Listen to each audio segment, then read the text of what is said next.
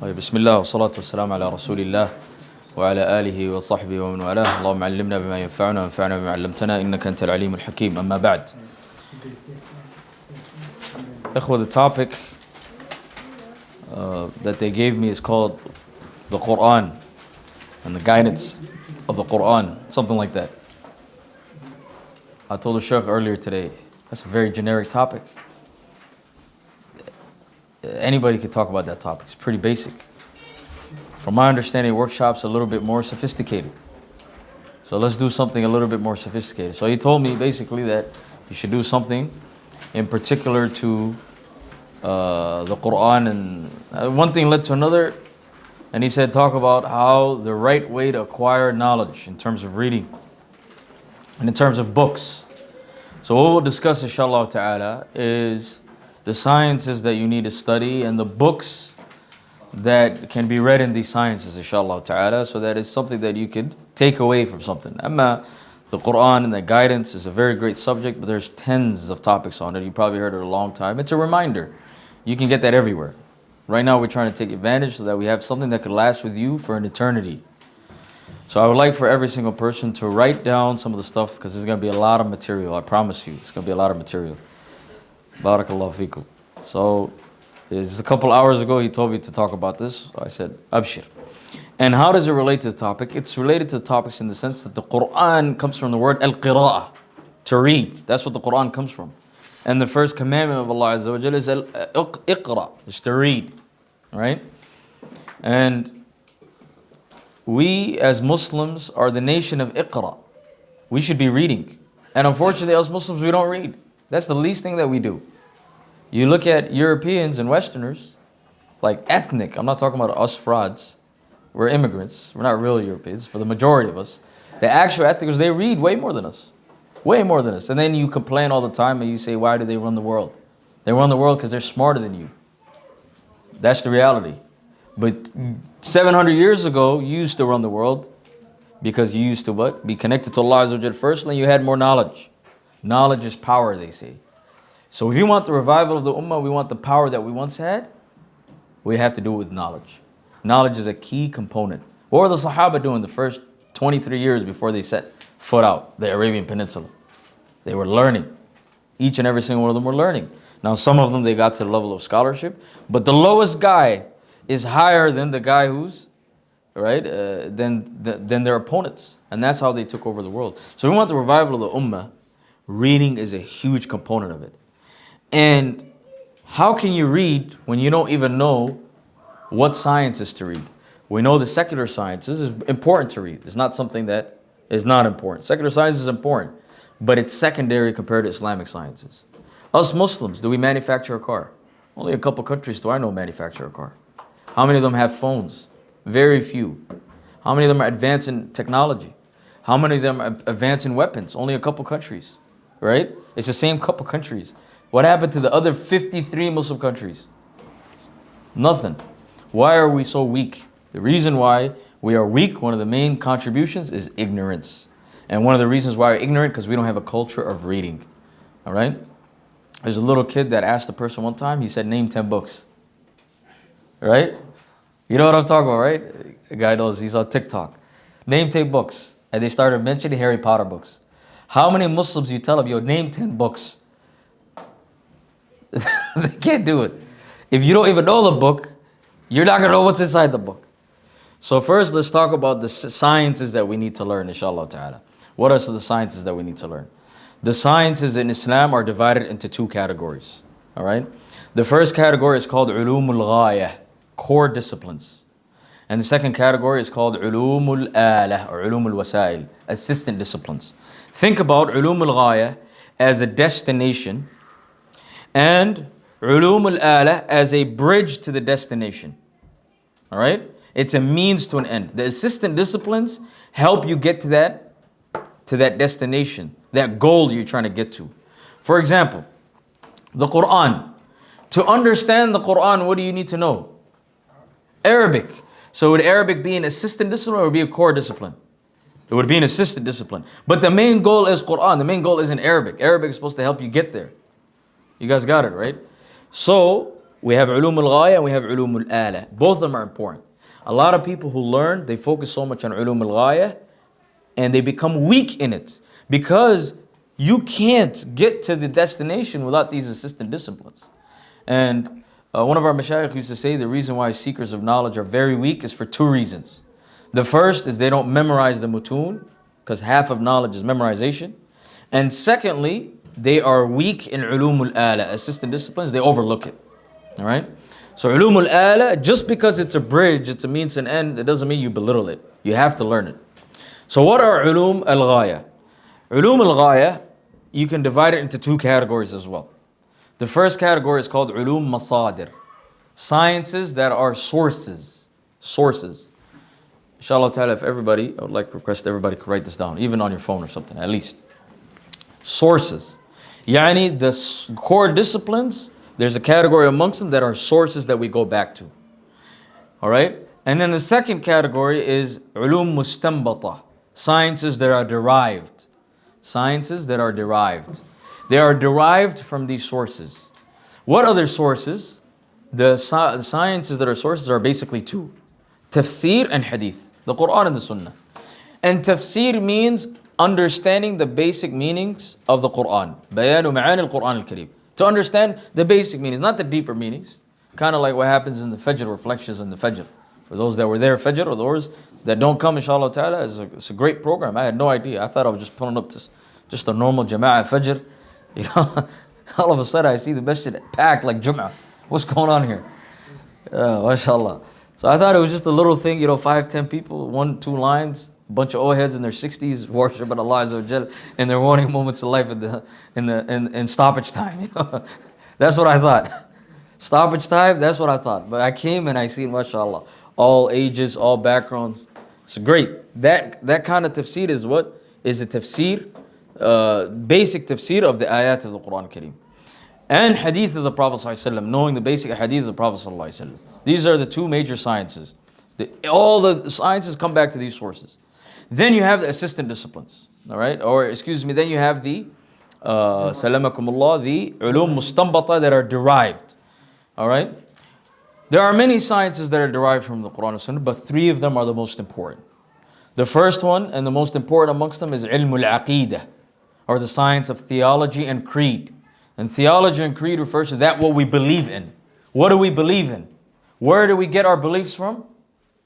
Quran and Sunnah, the tafsir and hadith. That's where we get our beliefs from.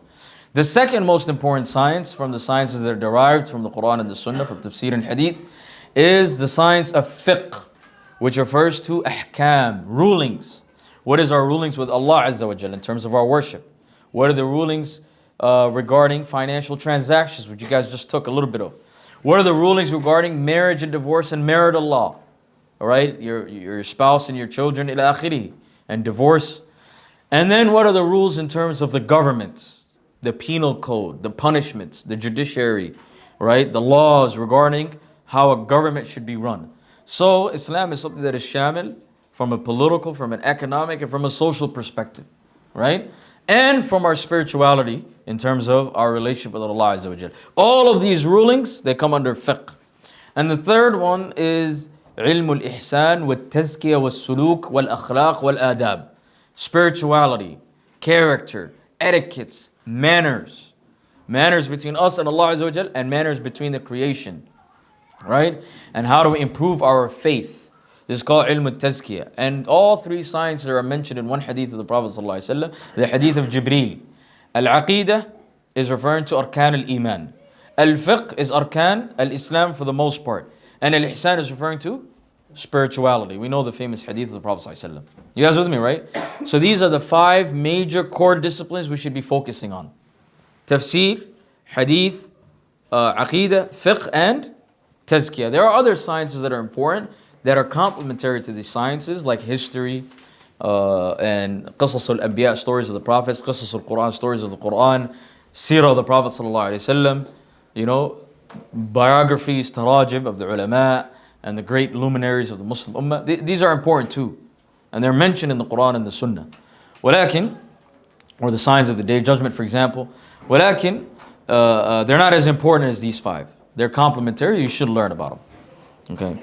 Then we have ulum al-ala, the assistant disciplines. The assistant disciplines are many, but I'll give you 5 of the most important. Just like I gave you 5, I'm going to give you guys 5 over here too. All right? The first one is ulum al-Quran, the sciences of the Quran. And even though tafsir technically is one of the sciences of the Quran, there are some sciences you need to understand the Quran. For example, to recite the Quran, what do you need to know? To read it. And what do you need to read Quran? Can you just pull up and open the Quran and just read it? No, you got to know what? Tajweed. You got to know how to recite the Quran. You got to know noon as-sakina, tanween, qalqala, al-hams. All this stuff you have to know. Tajweed. How to recite it. Quran is very, very precise. You have to know how the makharij of the letters. Each letter comes from a different area. You have to know very precisely. Tajweed would be considered one of the ulum of Quran. For example, ilm al-qira'at, the science of the qira'at, the different modes of recitation. Right?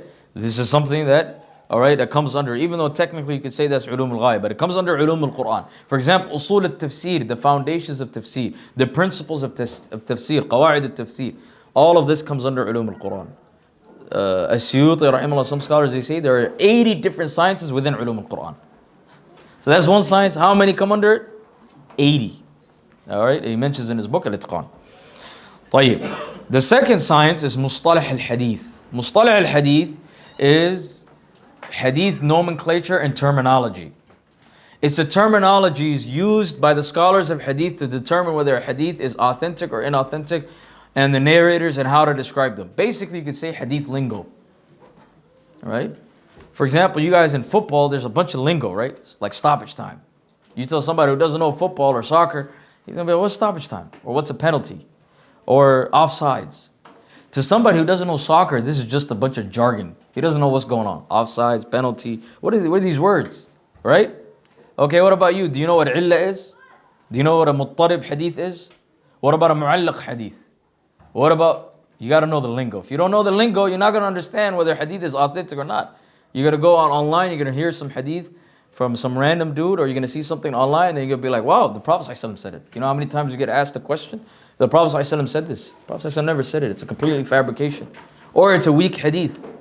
Or you come into some masajid and you see a hadith of the Prophet ﷺ. Or you see a statement of Imam Malik and somebody attributes it to the Prophet ﷺ. It's so many. There's a lot of hadith that are out there. So you have to know which one's authentic or not. How are you going to know that? Unless you study mustalah al-hadith. Ulum al-hadith helps you with that. So it's a very important science. It helps you understand what hadith is authentic and which is not. The third science, all right, which is very important. I could say it's the most important or the second most important assisted discipline. It's called usul al-fiqh. Usul al-fiqh. Usul al-fiqh, roughly we can translate it to foundations of jurisprudence. Walakin, it doesn't just help you understand fiqh. It helps you understand tafsir, it helps you understand hadith, it helps you understand aqeedah, it helps you understand tazkiyah, it helps you understand all of these sciences. The reason is, usul al-fiqh basically studies 3 major matters. The first is what is considered an evidence. Oh, scholar Fulan said this and that. Who said scholar Fulan said this and that is considered an evidence? We respect if he's a scholar. We take his opinion into consideration. But is it an evidence? Never an evidence. Okay, secondly, the companion of the Prophet ﷺ said this and that. Is that an evidence? There's khilaf between the ulama regarding that. Or something that happened during the time of Prophet Yusuf, Shar' man qablana. Is that an evidence? Or maslaha, this is a maslaha of the Muslimin. This is a public interest of the Muslims. This is in the interest of the Muslims. Okay, what are the parameters and the rules? When can I say maslaha and when can I not say maslaha? Or this is the customs of the Muslims, al-urf. When can I use customs as an evidence? What is considered evidence is a big chunk of usul al-fiqh. So that affects our theology, that affects our manners, that affects everything, right? Like something funny I heard the other day. Somebody said, what did he say? He said something very funny. He mentioned, I don't know if it's a true story, but I'm just narrating, so don't attribute it to me. Somebody, I think he posted online, he said, I seen 2 people that were learning Arabic, they're talking to each other, they're at a restaurant, they're eating, and one of them, one of the guys, he started looking at the other guy's plate. You know? He started looking at his plate. And then the other guy stopped him and he said, listen, don't look at my plate. It's not allowed for you to look at my plate. And he said, what? What's going on? Allah Azza wa Jalla said, فَلْيَنْظُرِ الْإِنسَانِ إِلَىٰ طَعَامِهِ. A person should look at his food. The guy, he took it as what? Listen. He said, yo, don't be looking at another person's eye. Don't give me the evil eye. Don't give me the ayn. Right? You know, just because my food is good, don't look at my food. You know, everybody look at their own food. Eat your own food. Don't be looking around. Don't be wandering. That eye is dangerous. The eye has nothing to do with that. Why? Because there's a second part of Usul al-Fiqh. This is an evidence, an ayah in the Quran. How do you understand it?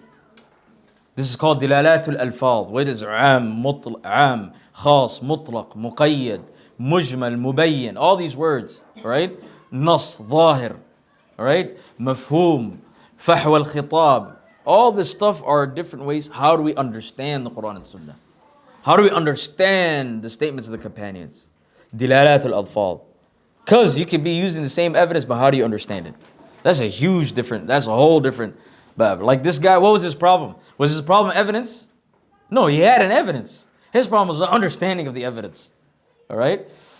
Or like, for example, some people, some Muslims that are inclined towards the alphabet community. All right? They say that it is allowed in Islam. And they say that the Prophet Lut, alayhi salam, it wasn't referring to these matters, these behaviors. It was referring to rape. And they'll use the ayat as evidence. They'll use the Quran as evidence. What is their problem? Their understanding of these ayat. All right, if you knew the understanding of these ayat, it is clearly referring to certain behaviors. Not just in the Quran, but also in the Old Testament, the New Testament, and all of the scriptures in all Abrahamic religions. All right, this is something that is well known. But what is their problem? Their problem is not the evidence. Their problem is the usage of the evidence. Thirdly, which is something very important I'd like to tell, especially people that I've seen from this country. It's an international problem, don't get me wrong. But I've seen it in this country, and that is, who is qualified to give a verdict and who's not? Who is a blind follower, who's a mujtahid? Who is able to determine whether something is an evidence and whether something could be considered an evidence? Knowing the people that are qualified and the conditions for it, that is a whole chunk of Usul al-Fiqh as well. You guys with me, right? So Usul al-Fiqh helps you with all of these sciences. That's why I took my time in it. The fourth science, which is the most important science out of all the assisted disciplines, because every single science needs it, I would say it's more important than Usul al-Fiqh. Usul al-Fiqh is the second most important, Wallahu alam, is the Arabic language. And the Arabic language is the largest, vastest language on earth. The Arabic language, my brothers, in Islam and to the rest of the people that may be watching, because you guys seem to record everything. Every time I talk, everything's recorded. I'm not used to this, by the way. In our place, we don't record. 90% of the stuff is not recorded. But over here, you guys record everything, mashallah. Anyways, I was saying that the Arabic language is the largest language on earth in terms of words. It's ahead of by the second language by a lot. It's not even close. The Arabic language is so great that the scholars have a debate. Is it a language that was developed by humans or did it come from Allah Azza wa Jal? Now the fact that the Arabic language came from Allah Azza wa Jal is a weak opinion. But the fact that that even opinion exists shows the greatness of that language. The Arabic language is such a great language to the point that the scholars of Arabic debate, is there such thing as a synonym in the Arabic language? Is there a muradif? You'll find that two words that have the same meaning and there's a huge difference. For example, al-qu'ud and al-julus. What does that mean for those that know Arabic? They mean the same thing, right? There's a slight difference. Al-qu'ud is when you sit down after laying down, after you wake up from sleep, for example. And al-julus is when you sit down after standing up. Every single one of you guys are jalisun. None of you guys were laying down. So I would say you guys are, look at that slight difference. Ajib, right? There are books written in the Arabic language regarding the slight differences of each word. There's no synonyms. There's actually a debate out there that says there's no synonyms in the Arabic language. Matter of fact, some of them, they say there's no synonyms in the entire Quran. Can you believe that? On top of that, you'll find a certain description of a word. You'll find 300 ways to say it. They say a sword has 300 ways to say it. Some of them, they say there's 1,000 ways to say a word. A sword. muhannad, wasayf, right? Or asad, for example, a lion. There's so many different words. Asad, layth, abbas, qaswara. These are all different words. Each one has a different meaning. Or horse, al-khayl, al-jawad, al-hisan. There's different ways. Each one has a different meaning. It's the same object. It's a horse. So many different meanings. That's how daqiq the Arabic language is. It's a vast language. Al-Shafi'i says, لا يحيط باللغة إلا نبي. Nobody can encompass the Arabic language except the Nabi. So imagine the vastest, hardest, most words, no synonyms. Each and every single one, there's a difference. And you don't know the language. You didn't even start learning. Right? It's a problem. How are you going to understand the Quran and the Sunnah and the rest of the science if you don't know Arabic?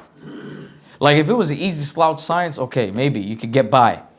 You could get by with translations, you could get by with a couple words, you could be an imposter, but Arabic, there's no way. Because no matter how much you try in translations, a lot of things get lost. All right? Just like I told you, in Arabic you're going to get lost. يعني when Allah Azza wa Jalla says في مقعد صدق عند مليك مقتدر. مقعد صدق. يعني مقعد here is referring to what? A place is sitting. This is referring to the akhirah because you're in the grave, you're laying down. So it's not just sitting, it's sitting after your what? Death. After your death. All right? It's referring to a seat in paradise. Or the Prophet ﷺ, he says, إِذَا دَخَلَ أَحَدُكُمُ الْمَسْجِدَ فَلَا يَجْلِسْ حَتَّى يُصَلِّيَ رَكْعَتَيْنِ Hadith Abi Hurairah في الصحيحين. That when you enter a masjid, do not sit. The Prophet didn't say, فَلَا يَقْعُدْ. He said, فَلَا يَجْلِسْ. These words are not by accident, every single word. But in the translation, what is it going to say? It's going to sit or sitting. Is that the actual translation? Look at the rhetoric. It's so precise. I just gave you guys one example. There's thousands of examples like that. For example. So you guys see what gets lost in the translation. All right? Now the Arabic language itself is 12 sciences. All right? I'm not going to go through all the sciences. I gave you guys a few examples of the sciences of Quran, which is about 80. By the way, the sciences of Ulum al-Hadith is about 65. Usul al-Fiqh is 3 major categories, but each one under it is different concepts. Arabic has 12 different sciences. I'll give you guys a few, about 4 to 5 that are important. The first one is An-Nahu. An-Nahu is the most important science. An-Nahu is Arabic syntax or Arabic grammar. Ikhwa, Arabic grammar, okay, studies basically the last letter of every word. So, Alhamdu, the Dhamma. Lillahi, the Kasra. Rabbi, the Kasra. You guys see that, right? Very important. Very important. That could change the entire meaning of the entire context. To the point that it can lead you to kufr. It could lead you to disbelief. For example, Surah Al-Fatiha, if you recite صِرَاطَ الَّذِينَ أَنْعَمْتُ instead of أَنْعَمْتَ. Look at that. What is a fatha? No, it was a little dhamma. You might think it's a small mistake. It's a huge difference. If you say أَنْعَمْتُ, you have left the fold of Islam. أَنْعَمْتُ. Because you're saying that you're blessing Allah Azza wa Jal. Or إِنَّمَا يَخْشَى اللَّهَ مِنْ عِبَادِهِ الْعُلَمَاءِ. إِنَّمَا يَخْشَى اللَّهَ. If you say Allahu, if you're doing your hifz, that's a form of disbelief. Because you're saying that Allah has khashya of you. Or Allah has khashya of the scholars. This is problematic. So Nahu studies the end of the word in terms of huruf and in terms of kalimat as well, in terms of words as well. So Muslimun and Muslimin and Muslimain, different, they all have different meanings. But you guys with me, right? So this is studied in the science of Nahu. You have to study. It's a science by itself. Just the last letter. Awakhir al-kalim. The second is as-sarf. The second most important is as-sarf. As-sarf refers to morphology. Morphology is the root word of every word. Now you guys see a lot of people, they say Islam means peace, right? Where do you think this mistake came from? The mistake came from because Islam means submission and salam means peace. And they both share the same root word. They both come from the same root word. But they have two different meanings. Just because a word comes from the same root word doesn't mean it has the same meaning. So that misconception sometimes comes from you mistaking a word because it has the same what? Root word. So you have to know the different variations of a word. You guys with me, right? All right? قَرَأَ يَقْرَأُ فَهُوَ قِرَاءَ مَقْرُوء Quran. Each word is different. كَتَبَ يَكْتُبُ كِتَابَ مَكْتُوب كَاتِب. All of them are different variations. You guys with me? They come from the same root word. This is studied in the science of sarf. Then you have the science of al-balagha, which is Arabic rhetoric. We know that the miracle of the Prophet ﷺ is the Quran, and that the Quran is eloquent. How do you know the Quran is eloquent? Even if you know Arabic, how do you know? You have to study the science of balagha to know how is it eloquent. Why is it the most eloquent form of speech on earth? In terms of the Arabic language and in general. You study this in al-balagha. Al-balagha itself is three sciences: al-bayan, al-ma'ani, al-badi'. So that you have to study balagha as well. Fourthly is al-adab, Arabic literature. Literature because it helps you understand some of the different words used and some of the different structures. For example, in English, you have English literature. We studied in school, I remember, in grade school. We studied Shakespeare. Shakespeare is from around here, right? He's from around these areas, right? And Macbeth and all this stuff. You had to study it for English and language arts, right? Same thing in Arabic. You have to study Arabic literature, right? To understand the Quran and the Sunnah properly, you have to study Arabic literature, all right? And then there's ash-shi'r, there's poetry, and then there's al-urud wal-qawafi. Al-urud wal-qawafi is basically the Arabic poetry structure, all right? Or Arabic prosody. You can't just make a poem on your own. It has to follow certain structures. For example, any of you guys have memorized a poem or anything? Any poem? What poem have you memorized? A little bit of a poem. What poem is it? تائية الإلبيري. جميل. تائية الإلبيري. What is the beginning of the poem? تفت فؤادك الأيام فتى وتنحت جسمك الساعات نحتا. That's a certain structure. I believe that structure is it's not بحر الرجز. بحر الرجز. I don't think it's بحر الرجز. I think it's another بحر. All right? But you have, for example, بحر الرجز, which is most manzumat. Most poetry, like scholars, which is the easiest poetry. They call it بحر الحمار. All right, is based off of the Arabic structure مستفعل مستفعل مستفعل مستفعل مستفعل مستفعل حركة سكون حركة سكون حركتين سكون حركة سكون حركة سكون حركتين سكون قال محمد هو ابن مالك أحمد رب الله خير مالك مصليا على النبي المصطفى وآله المستكملين الشرف. Structured. That is بحر الرجز. تفت فؤادك الأيام فتى وتنحت جسمك الساعات نحتا وتدعوك المنون دعاء صدق ألا يا صاحي أنت أريد أنت. Right? It's a structure. All right? There's مستفعل فاعل مستفعل فاعل. All right? Or فعول فاعل فعول فاعل. Or for example, one of the strangest ones that Al-Akhfash added is البحر المتدارك. حقا حقا حقا حقا صدقا صدقا صدقا صدقا إن الدنيا قد غرتنا واستهوتنا واستلهتنا. They say there's only 2-3 lines in the Arabic language on this bahr, on this poem. So learning urud and qawafi to understand the shi'r is also part of the Arabic language. And matn al-lugha, which is the different vocabularies in the Arabic language. Fiqh al-lugha, the jurisprudence of language. There's a lot of sciences, but I would say those 4 that I mentioned, the first 4, those are the most important. Wallahu a'lam, Allah knows best. And the last science that I would like to add is a controversial science, but it's a science that is important to a certain degree, and it is called al-mantiq, ilm al-mantiq, and that is the ilm of logic. Now the scholars have differed whether you're allowed to study this, all right? There's 3 different opinions regarding it. Some of the scholars like Ibn Salah and Nawawi and Suyuti, they say it is haram for a person to learn because it's based off of Greek theology. يعني it's Greek mythology, which is logic based off of their theology. Okay?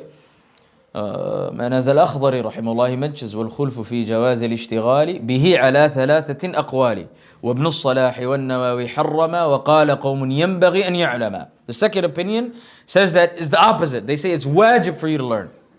Why is it wajib for you to learn? Al-Ghazali, he takes by this opinion. He says because we cannot trust a person's futya, his verdicts, in terms of the religion, unless he can think in the right way. Al-Mantiq logic basically teaches you how to think in the proper way, how do you formulate the right argument, how to structure things in the right way. Okay? So he says, I can't trust this person unless he knows the science of logic. Now Ibn Taymiyyah, he has an opinion. He says, لا يحتاج الذكي. The natural smart person doesn't need it. ولا ينتفع منه البليد. And the dumb ones that will never benefit from it. He can learn logic all day long. He'll still be what? A little bit slow. But Ibn Taymiyyah did not discuss the average people. For the average people, it can help them a little bit. It can move the needle a little bit. But it's very dangerous, and that's why the third opinion, which is the opinion of the majority of the scholars, they say, all right, وَالْقَوْلَةُ الصَّحِيحَةُ الْمَشْهُورَةُ جَوَازُهُ لِكَامِلِ الْقَرِيحَةِ مُمَارِسِ السُنَّةِ وَالْكِتَابِ لِيَهْتَدِي بِهِ إِلَى الصَّوَابِ. He says that it is allowed for the person who studied all of the previous sciences that we mentioned. He knows the Quran and Sunnah very well. He knows Nahu and Usul al-Fiqh and Ulum al-Quran, Mustalah al-Hadith. He knows very well. He studied all the sciences. Then after that he can study. He can study what? The mantiq. So that he knows what to leave off, to take the good and to leave the bad. He's mu'ahal. He has that. And this is the opinion of the majority of the scholars, including Ibn Taymiyyah, according to the correct opinion. Even though Ibn Taymiyyah has a book called Al-Raddu ala al-Mantiqiyyin, Refutation of the Logicians. And he refuted the logicians not on logic, but some concepts within logic that they said that is logical. But Ibn Taymiyyah, he himself used to use logical arguments to defend the aqidah or the theology that he believed that was the theology of the Salaf, of the early generations. You guys are with me, right? So he didn't refute the actual science. He did say that it's exaggerated in terms of its importance. ولكن he refuted certain concepts within within the science of logic. All right, my brothers. With that, we have taken all of the sciences. I'm going to do a quick exercise, inshallah ta'ala. I want you guys to take a few minutes to do this exercise. Out of the 10 sciences we mentioned, tafsir, hadith, aqidah, fiqh, tazkiyah, علوم القرآن, علوم الحديث, أصول الفقه, اللغة العربية, والمنطق. I want everybody on their own to attempt writing at least one book in those fields alongside the author. Just attempt. Just a pure exercise. See if you can name 10 books in 10 different sciences along with the authors. Don't worry if you fail. Just try at least. Inshallah. I'll give you guys a couple minutes, inshallah. Allah's brothers, we attempted. How'd you guys do? Brothers, you know if you can't even name a book in a science, you know you're down bad, you're DB. If you don't even know the book name, that means you definitely don't read. The fact that we don't even have book knowledge, the names of the books, because there are imposters out there. You know what they do? They try to act like they're very cultured and they know a lot of books. So they'll tell you just a bunch of book names and the authors. They haven't read a single one of them, right? But I take that guy any day of the week over most Muslims. They don't even know the book name. At least the guy knows the book name. That's how bad we are. That the guy who actually knows the book name is actually celebrated. When we were on top of the world, what happened? The little kids used to know how to read. The mothers would read. The fathers would read. Everybody was reading. And the scholars would be the ones that read 16 hours a day. But the worst guy would read at least an hour or 2 hours a day. It's part of our culture. Reading became a big thing in the Muslim Ummah and is spread through other nations and civilizations. Right? It existed in other civilizations, but the Muslim Ummah really propelled it. Like the country you guys are in, who taught them how to read? The Muslims in Spain taught them how to read. They used to come to Spain and they learned how to read and all this. They were Bedouins before that. They were just military and all that. All right? Yeah, the Greeks and pockets of Europe were intellectuals at one point in history. But majority of Europeans, they were Bedouins until the Muslims entered Europe. They taught them reading and intellectuality and civilization and all of that. And now they're teaching you guys how to read. That is the ultimate form of humiliation. Your forefathers taught them how to read, and they are teaching you how to read. I don't think anything is more humiliating than that. All right? I seen a little video. This is a little skit. I don't recommend to watch it, but it's just something I seen. And it was, in that skit was like, what's his name? Salah ad-Din al-Ayyubi and Tariq ibn Ziyad. Tariq ibn Ziyad, the one who conquered Spain. Tariq ibn Ziyad, you know, and he's meeting somebody from this time. He's thinking, yo, the Muslims have reached Norway. He doesn't know that the land that he brought to the Muslims is taken away, is gone. Spain, Portugal, France, parts of France, all gone. It's been taken back. He don't know that. He doesn't know that the Muslims became third-class citizens. He doesn't know they all became what? Lower. He left the world and they were what? Number one. And now they come back and they're like on the bottoms. So this has to be a reality check. If you want the revival of Ummah, don't wait for Fulan ibn Fulan. It starts with you. individuals make up a community, communities make societies, societies make civilizations. All right? It's the individual, the family, the community, the society, the civilization. And then you have the ummah. So it starts with you. You have to start reading, and that rubs off of the people around you. Your friends start to read. Your family starts to read. Then you have families that are reading. Then you have, and then within a generation or two, you'll see the revival. So because reading comes with a lot of benefits, ikhwah. First benefit, it busies you from distractions. Secondly, you don't waste a lot of time. You actually benefit, because the more you read, the more you love reading. It actually is something that you develop to love. Thirdly, it makes you a disciplined person. Fourthly, you become smarter. You become smarter and you become wiser. Fifthly, your decision making becomes much better. Right? And I could go on the fawaid of books. Right? There's so much fawaid. But just start. Start today. Start reading today. Just go to a bookstore and just be around in a bookstore. Go there regularly. Just like you go to coffee shops and restaurants and salamakumullah, these places that you go, right? Go to a bookstore. Go to the masjid and just check out these books. Just look at the book titles. Simple trips like that, simple visits like that, right? Will get you better. Just be around books. It's better for you to be around books than to be around human beings. Human beings, there'll be issues that come with you and them. You might fall into sin, but a book, you'll never fall into a sin. All right? Unless you read certain types of books. We're talking about the Islamic books, right? طيب, ikhwan. We're going to mention a book or two in every science, inshallah ta'ala, so that you guys can benefit, just so you guys can know. So we'll start off with tafsir. The greatest tafsir written widely is the tafsir of Imam al-Tabari. Hopefully everybody can write this down. It's called Jami' al-Bayan fi Ta'wili Ayah al-Quran. It's written by Imam Abu Ja'far Muhammad ibn Jarir ibn Yazid al-Tabari, who died in the year 310 after the Hijrah. The book is printed in about 30 volumes.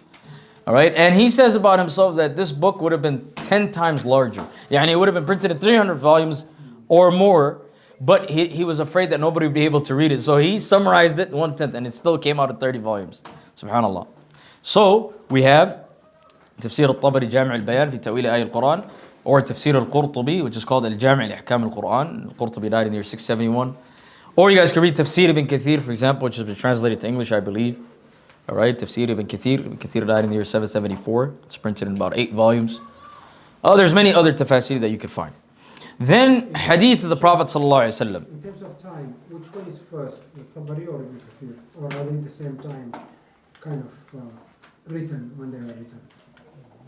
Tabari and Ibn Kathir. Tabari died 310, Ibn Kathir 774, 600 years apart.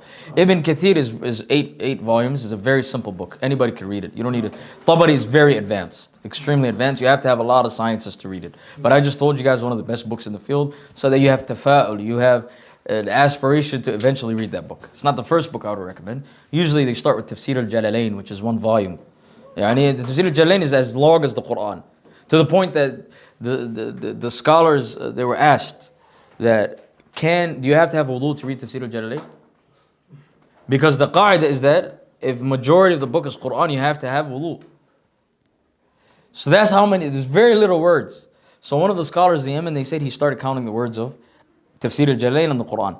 He said the first juz, same exact number. Second juz, third juz, 10 juz, 15 juz, 20 juz, 25 juz. Until I got to Surah al-Muddathir, then the tafsir got a little bit more. Then he gave the fatwa that you don't have to have wudu to read Tafsir al-Jalalain. So it's a very small book. You start with that. There might be some parts of it that could be criticized. Walakin, in general, that's the book they start off with. Then you go to Tafsir al-Baydawi or Tafsir al-Nasafi. Then you could read Tafsir ibn Kathir and Tafsir ibn al-Jawzi and Tafsir al-Suyuti al-Durr al-Manthur. You could read Adwa al-Bayan al-Shinqiti, Tafsir ibn Ashur, Tafsir al-Razi, Tafsir al-Qurtubi, Tafsir al-Baghawi, Tafsir al-Bawardi, Tafsir Abi Hayyan fi al-Lugha, al-Bahr al-Muhit. There's so many books of tafsir, yeah. All right? I mentioned some of them, I didn't mention all of them. But I just recommended Tafsir al-Tabari because it's the greatest tafsir, generally speaking, as they say, and one of the earliest tafasir. طيب. Al-Hadith, the most memorized book in Hadith is Al-Arba'un al-Nawawiyya, which is a 42 hadith compilation by Imam al-Nawawi rahimahullah ta'ala. The first 26 was compiled by Ibn Salah, the teacher's teacher of al-Nawawi, Ibn Salah. He did imla, to his students, the first 26 hadith, and then Nawawi added another 16 to make it 42, and that 42 became popular. It's more popular than the Amali that Ibn Salah wrote, and then Ibn Rajab came and added 8. But this book, Arba'in Nawawi, is the most memorized book in the world after the Quran, right? 42 hadith. Imam Nawawi died in the year 676. Then there's another book of hadith that is memorized. It's called Umdatul Ahkam. Read and memorized, basically. It's called Umdatul Ahkam. في كلام خير الأنام. It's written by Abdul Ghani al-Maqdisi, who died in the year 600. It contains about 400 to 430 hadith, depending on how you number the hadith. That's also another book that can be read. Also another book is Bulugh al-Maram, written by Ibn Hajar al-Asqalani, who died in the year 852. It contains about 1300 to 1500 hadith, depending on how you number it. Then there's Riyadh al-Salihin, written by Imam al-Nawawi, rahimahullah. It contains about 1800 hadith. Then you have the 6 books of hadith: Sahih al-Bukhari, Sahih Muslim, Sunan Abi Dawud, Jami' al-Tirmidhi, Sunan Nasa'i, and Sunan Ibn Majah. You have Kutub al-Tis'a, the 9 books of hadith, which is the 6 aforementioned: Muwatta Malik, Musnad al-Darimi, and Musnad Imam Ahmad. These books are called the 9 books of hadith. All of these books, you guys can read them all in English on sunnah.com. Go to sunnah.com, you read all these books. Add it to your list, you can read the translation while you're learning Arabic. Read the translation and the commentaries while you're learning Arabic. So that when you get to Arabic, you can actually read the Arabic version of it, inshallah ta'ala. So I mentioned a lot of hadith books because a lot of these, like each hadith book has some ahadith you won't find in the other book. Alright? Whereas tafasir, you'll find a lot of the same stuff being shared. Alright? Each tafsir might have its own touch, but generally a lot of the same stuff is repetitive. So that's for hadith. Let's move on to Aqidah. One of the most famous treatises in Aqidah is Al-Aqidah al-Tahawiyya, one of the earliest books written by Imam Abu Ja'far al-Tahawi, who died in the year 321. It's so popular that different methodologies, they use this book and they all claim it. Alright, they all claim this book, right? And the reason why they claim it, there's a lot of ambiguity in terms of some of its alfaz, and some of the masail, there's actually differences of opinion. Alright? One of the great explanations of Al-Aqidah al-Tahawiyya is written by Ibn Abi al-Izz al-Hanafi, who died in the year 762. It's printed recently in 3 volumes. And some of the prints is printed in 2 volumes. So that's a nice book written on Aqidah. And there's many other books written in Aqidah. Alright, that you guys can benefit from. There's an Islamic creed series. It's called Aqidah Creed series, Al-Ashqar. It's written in English, translated into English. I recommend you guys to read this. Basic Arkan al-Iman. Alright, so you guys can read that while you're learning the Arabic language, for those that don't know the Arabic language. In fiqh, now fiqh, each school of thought is different. Hanafis, Malikis, Shafi'is, Hanbalis. I don't know what school of thought do you guys I was told Shafi'i, right? Shafi'i? كلكم شوافع? شوافع? The Sheikh told me the message شوافع. What are you? Maliki, والنعم أهل مالك. Okay. Sheikh الشافعية, Malik. طيب, what else? There's no Hanafis here? There's no Hanbalis? Hanbali? MashaAllah, Hanabila. MashaAllah, Allah barik. Anyways, if I go into the books of each madhab, we're going to take a long time. So I'll just mention a couple comparative fiqh books, so we can be fair. So comparative fiqh discusses all 4 madhab. Although the author himself might be inclined to a madhab, but he discusses all 4 opinions. For example, one of the greatest, probably the greatest fiqh book, comparative fiqh book written, is called Al-Mughni, which is literally the sufficient, suffices you from all other books.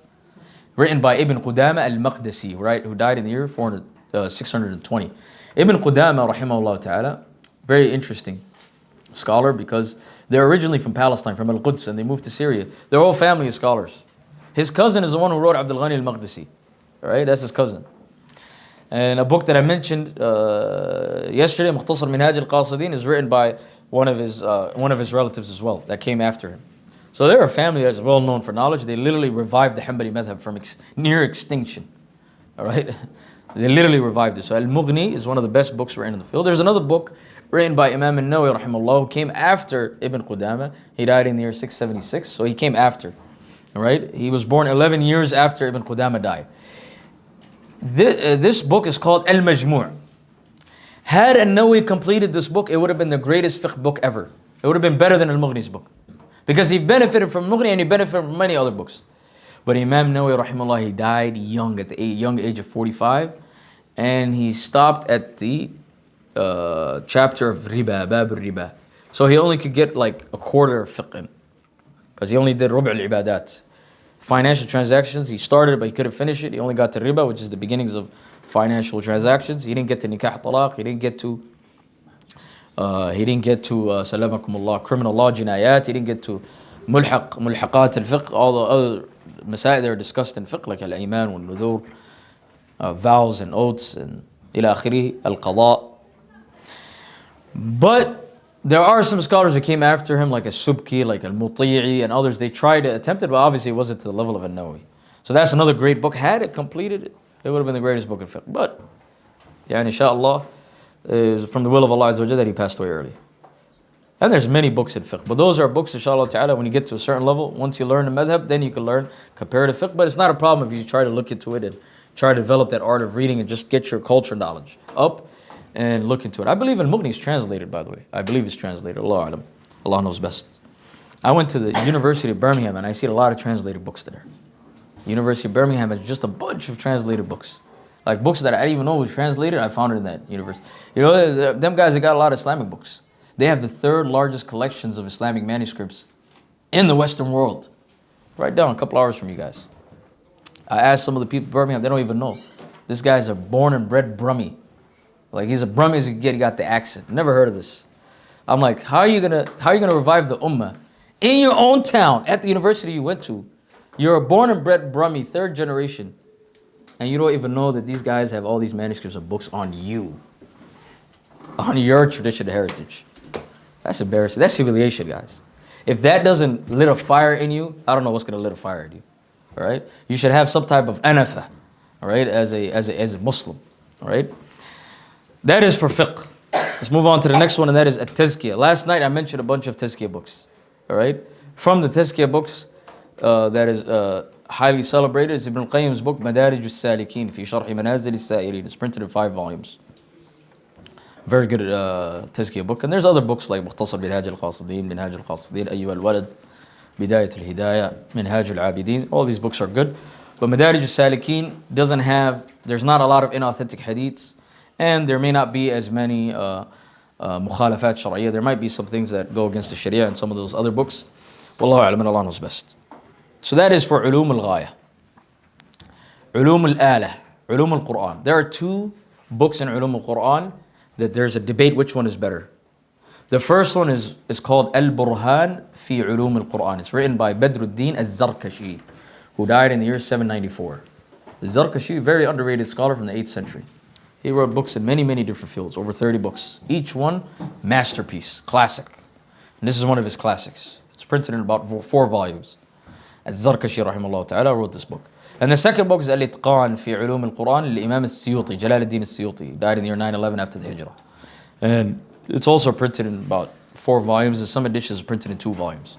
These are the 2 books that are debated which book is greater, to the point that one of the scholars, he wrote a book, Baina al-Burhan wal-Itqan, like he's comparative. There's a whole book on the comparison of both books, like which one is better, which one discusses more topics, ila akhiri. All right. Then in Mustalah al-Hadith or Ulum al-Hadith, the greatest book in Ulum al-Hadith is a book written by Ibn Salah, Abu Amr ibn Salah, who died in the year 643, the reviver of the science. He wrote a book called Al-Muqaddimah. It's so legendary, it's called the Introduction. Like, no, khalas, Al-Muqaddimah. The introduction. It's supposed to be Al-Muqaddimah fi Ulum al-Hadith, the introduction to the science of Hadith. But it became so popular to the point that every book in Hadith terminology that came after him is directly or indirectly linked to him, even if the person doesn't know.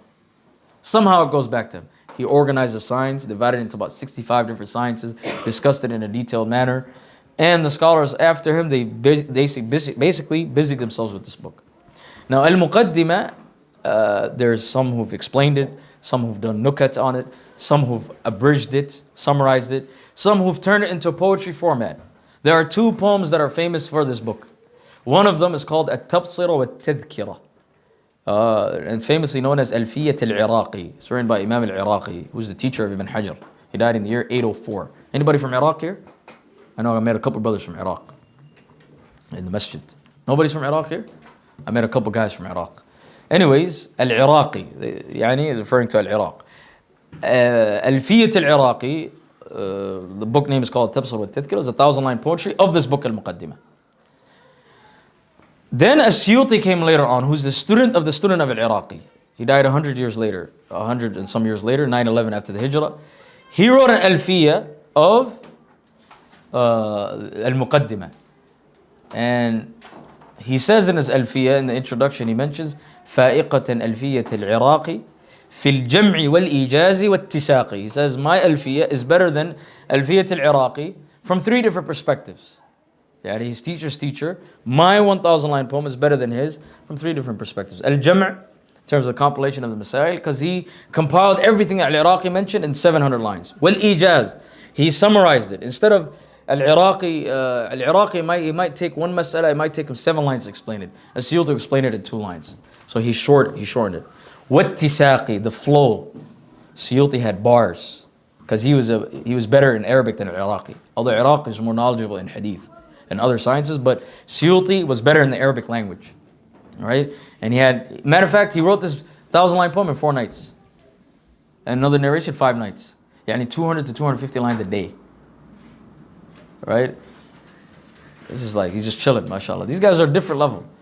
So, and it's true. His book is better from those perspectives. But Alfiyat al-Iraq is the one that became more popular, and there's a lot of explanations and commentaries on it. Wallahu alam, and Allah knows best. Anyways, that is for Mustalah al-Hadith. The next science is Usul al-Fiqh. Usul al-Fiqh, there are many books, but I'll give you guys 2 books, just like the previous. Give you guys 2 books. The first book is Al-Ghazali's book, legendary work called Al-Mustasfa. It's printed in 2 volumes. Now, Al-Mustasfa, Al-Ghazali died in the year 505. Majority of the scholars of Usul that came after him, they took his order. The order of Al-Mustasfa, that order is found in many of the books of Usul al-Fiqh. Not all of them, but many of the books, they took that order. All right? The second book is a book written by his teacher that Al-Ghazali himself benefited from. But it's a very difficult book. It's kind of hard to read. Al-Mustasfa is easier to read, easier to understand. Al-Burhan is very difficult. All right? Al-Burhan, not to be confused with Al-Zarkashi's book.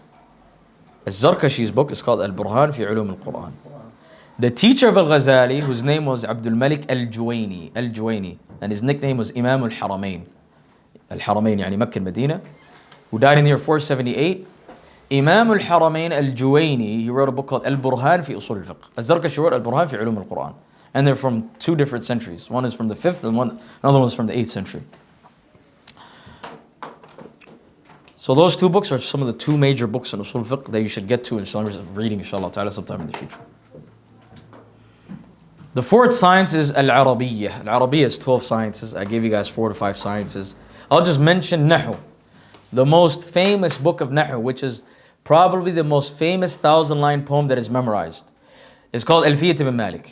There are 2,000-line poems that are extremely famous in the Muslim Ummah. You'll find everybody memorizes these 2 books, and everybody has muttafaq in these 2 ulum that you memorize. Alfiyat ibn Malik and Ash-Shatibiyyah. These 2 books are standard. Like those sciences, you don't even look elsewhere. You're straight. In Nahu, Alfiyat ibn Malik, and Qira'at Ash-Shatibiyyah. You don't need to look. Sab'a Qira'at, you look at Shatibiyyah. So Alfiyat ibn Malik, alright, is a book that is memorized throughout the Muslim world. Different schools of thought, different backgrounds, different whatever. They all memorize this book. It's a 1,000-line poem in Nahu and Arabic syntax. You know how As-Suyuti, he said, فَأَيْقَةَ Alfiyat al-Iraqi, my poem is better than his poem. You know who started that whole culture of saying my poem is better than? Ibn Malik himself. In the introduction, what does he say? فَائِقَةً أَلْفِيَّةَ ibn Mu'ati. My Alfiyah is better than a guy before him named Ibn Mu'ati. Right? Right? So he's the one who started it. He asked Allah Azza wa Jal to make his Alfiyah better. But he still gave him his flowers. What did he say? He said, وَهُوَ بِسَبْقٍ حَائِزٍ تَفْضِيلًا مُسْتَوْجِبٌ ثَنَائِيَ الْجَمِيلَ وَاللَّهُ يَقْضِي بِهِ بَاتٍ وَافِرًا لِوَلَهُ فِي دَرَجَاتِ الْآخِرَةِ. He said, وَهُوَ بِسَبْقٍ. He gets the ajr of preceding me. He's the one who preceded me in terms of doing it. So he gave him his flowers, but he still said mine is better. Then another guy came after him. Guess who? Can you guys guess who? Who challenged him? Suyuti himself. Suyuti himself challenged Ibn Malik. He said, فَائِقَةً أَلْفِيَّةِ ibn Malik. He said, my Alfiyah is better than Ibn Malik's Alfiyah. But even though his Alfiyah in Mustalah al-Hadith got some recognition, it got some flowers, people did recognize that perhaps it may be better than Al-Iraqi, and it is the opinion of some of the scholars. Alfiyat Suyuti ibn Nahu got 0 recognition. Nobody accepted him. Anything is stopped at him. Another guy came after him called Al-Ajhuri. He said the same thing. He said, فائقة ألفية السيوطي. My Alfiya is better than Jhuri. He's saying my Alfiya is better than As-Siyuti's Alfiya. Then another guy came after him, said the same thing, Al-Juri, like 7 different centuries, to the point that I heard a Mu'asir guy, he did the same thing for another guy that preceded him. فَإِقَةً أَلْفِيَّةَ الْجَبَرْتِ, he said. Right? Right? So it's been going on for a while. So this whole concept of when they say mine is better, my Alfiya is better, my 1,000-line poem is better, they're not trying to like show off and flex like we do. Like, it's not an ego thing. It's a competition for khair. فَاسْتَبِقُوا الْخَيْرَاتِ, as Allah Azza wa Jalla. They're competing in khair. Abu Bakr and Umar, did they not used to compete? They used to compete until Umar waved his flags like, this guy Abu Bakr is ahead of me. I give up, I'm second place. Why? Because every time Abu Bakr is always ahead of him. But they always used to compete. The Sahaba would compete, right? The Salaf would compete, right? Imam Ahmad, Yahya ibn Ma'in, and these guys, they used to compete. They were friends. So the scholars are competing in terms of khair, in terms of which one is better. It's not an ego thing. So competition is good as long as you don't have carrying diseases in the heart. No envy. You should love for your brother what you love for yourself. You know what I mean? No envy, no hasad, no hiqd, no nothing. It shouldn't lead to that. So there's still love. It's not like there's an issue. It's just they're just competing in terms of khair. And there's many explanations that Al-Fiyyat al-Malik has over 100 explanations, commentaries. And the last one, the last science is Al-Mantiq. Al-Mantiq, there's a famous poem that I quoted earlier. It's called As-Sullum al-Munawwara. All right? It's pronounced in a couple different ways. Written by Al-Akhdari from the 12th century. He's a Maliki from Jazair. He has a few poems, and one of the most famous poems is As-Sullum al-Munawwara fil Mantiq. It's in about 144 lines. So that is the book that is studied in Mantiq. Mantiq is a small science. You don't have to put a lot of time into it. There's other bigger books like At-Tahdib al-Taftazani, Al-Risala li-Qutb al-Din al-Razi, and other books. But like I said, Mantiq is something that's studied at the end, if we take by the opinion of the majority that allow it. There are some scholars that say it is not allowed and is not needed. Wallahu a'lam, and Allah knows best.